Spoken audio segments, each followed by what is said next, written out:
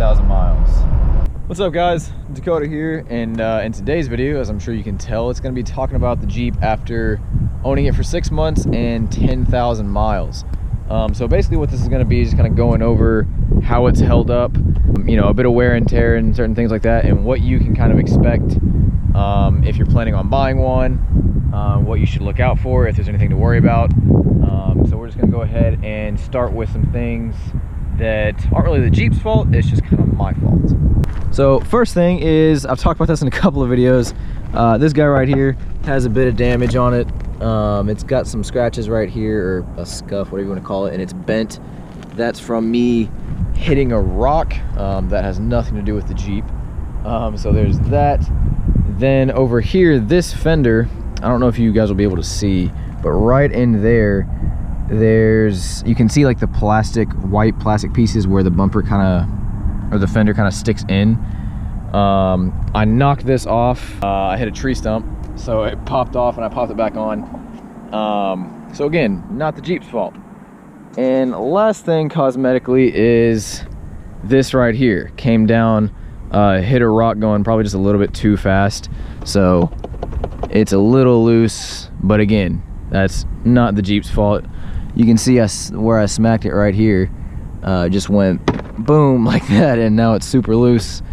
Other than that, exterior, I've had no issues with anything. Nothing's mechanically been wrong. I've done one oil change, and that was super uneventful.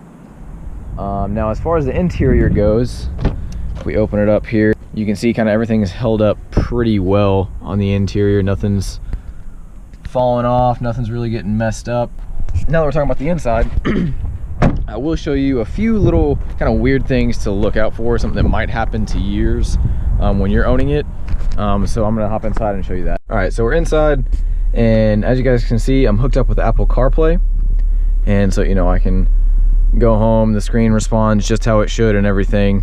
But I have noticed that sometimes, let's say I didn't plug in Apple CarPlay and I'm just using the regular thing. As soon as I plug it in, the icon will appear, but then it won't always move over. So like, let's say if I go to climate, oh, perfect, it's doing it right now. So see, it won't, I planned this totally. It won't move over. Now I'm not sure why it does that, but you can see like it functions here, but it just won't go to climate or the radio. But you can see it acknowledges that I'm touching it, it's just not switching over. So I'm not really sure why it does that. And it only does it every now and then, and the only way that I've seen to fix it really is just by turning it off and turning it back on, and then it should work. So there you go. See, I don't know why it does that. It doesn't happen very often, but it does happen. Now the next thing is, I've got a manual, but this I would assume it'd be the same for the automatic, is that sometimes if I put it in reverse, you know, the backup camera comes up, but not every time do the directional kind of guidelines pop up. So, you know, if you see, if I turn the wheel, they move.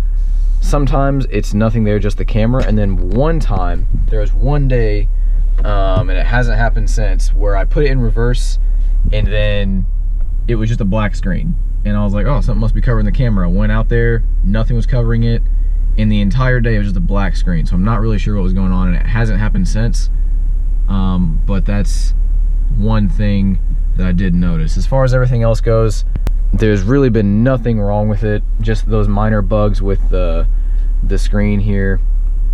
Everything else works exactly how it's supposed to, and I haven't had any issues with anything else. So after 10,000 miles and a little less than 6 months, this thing's done everything I've wanted it to do, and the only thing that's let it down is me. Hence the bumper and fender and the front air dam. So, but those will be getting replaced soon.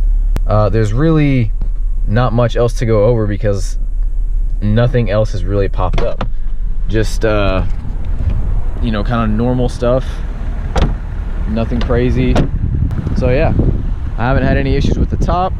I haven't had any issues with anything else. Just stuff that I've done, and then, like I said, those little screen issues.